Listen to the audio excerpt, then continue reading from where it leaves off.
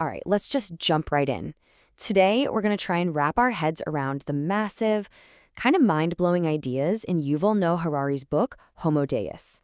Now, if you've read Sapiens, you know it was all about our past. Well, Homo Deus picks up right where that left off, but it's looking forward.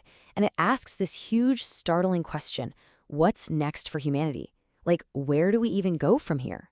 And believe me, Harari does not pull any punches. He kicks things off with this really powerful central idea. He basically says that for the first time in all of human history, we've pretty much solved the big, ancient problems that used to define our entire existence. And now that those old enemies are out of the picture, we're setting our sights on something way, way more ambitious. So what are these ambitious new goals? Harari says our new agenda is going to revolve around three things. 1, conquering death. 2, engineering permanent happiness. And 3, literally upgrading ourselves into a new kind of being, what he calls Homo Deus, which is Latin for human god. But to really get how wild that is, we first have to take a look back at the old problems we just managed to solve.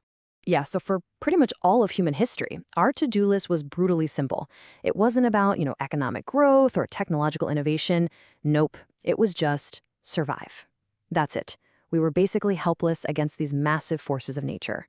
I mean, for thousands and thousands of years, every single society on the planet, I'm talking ancient Egypt, medieval Europe, you name it, they were all just completely dominated by these three horsemen of the apocalypse.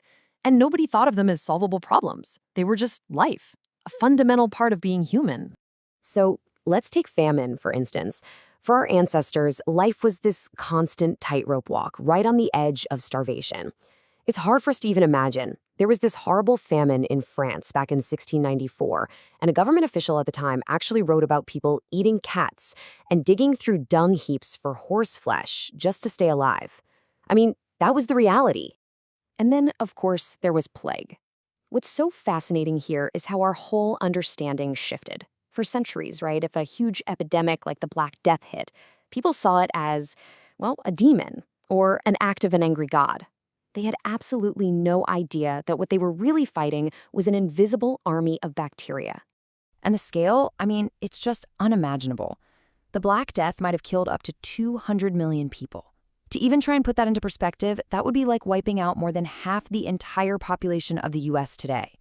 And what could they do about it back then? Honestly, not much more than just organize mass prayers and hope for the best. But then, something incredible happened, and it happened fast.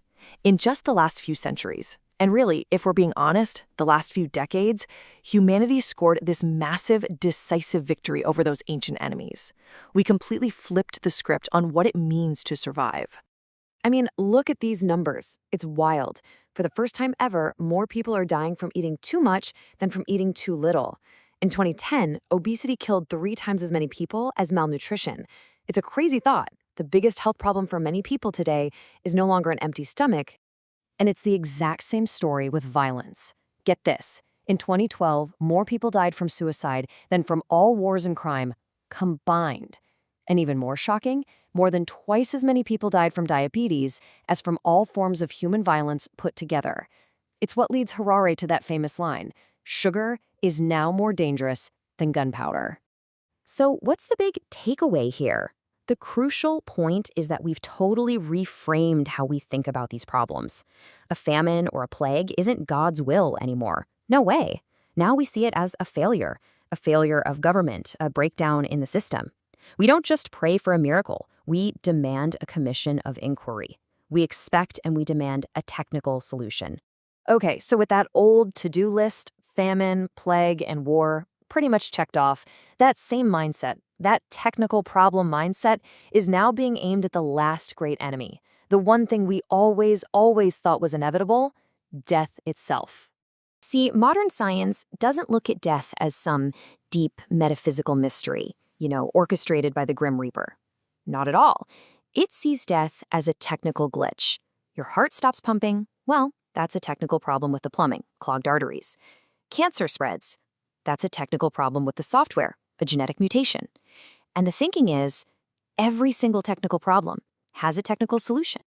And look, before you write this off as some sci-fi fantasy, you have to realize This quote is from Bill Morris, the guy who founded Google's multi-billion-dollar venture capital fund.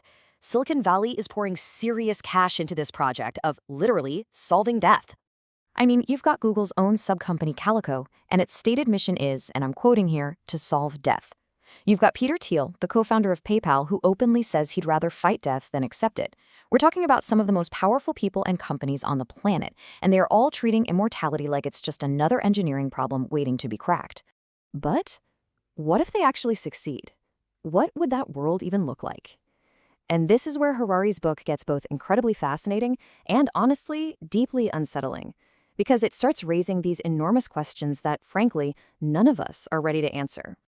Okay, let's just start small. Forget immortality for a second. What if we just double our lifespan to, say, 150? Think about it.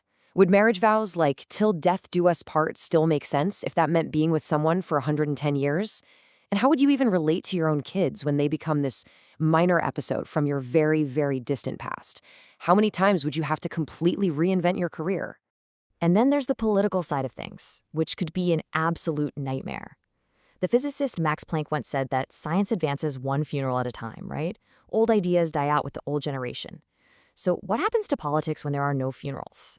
Harari makes this terrifying point.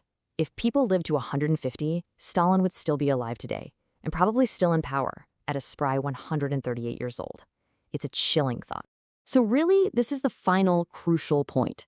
Whether we like it or not, humanity is acquiring powers that for all of history were reserved for the gods. I'm talking about the power over life and death itself. So the really big question Harari leaves us with isn't if we'll get these powers, it's what on earth are we going to do with them once we have them? Are we even remotely ready for that kind of responsibility? And maybe the most important question of all is, what kind of gods are we going to choose to be?